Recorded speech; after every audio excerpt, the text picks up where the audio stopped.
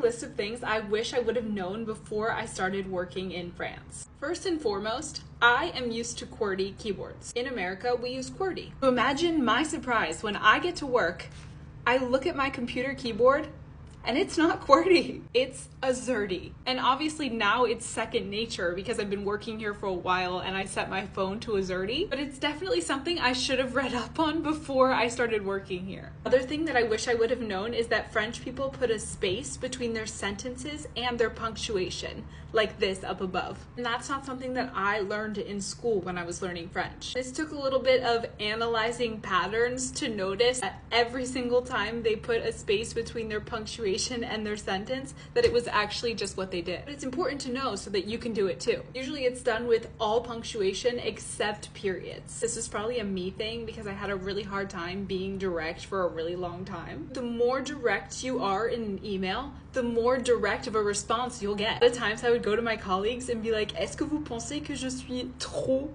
direct là? For me, je vous prie de bien vouloir is really direct. I just had to learn to keep it short and sweet. That's just how it is if you want to get things done. Last but not least, I wish I had known that all criticism is constructive criticism. Management has started changing in recent years, but a lot of times it's one compliment for 3 constructive criticisms. I always thought that I was doing a bad job when I was getting constructive criticism, but really it was only to help me get better. I'm sharing all of this because it was really scary for me in the beginning to integrate into a French company. I'm so glad I did it because I was able to develop my French. I was able to speak French every single day, and that was the most important thing for me. But yeah, the list goes on and on and on. Bisous, love.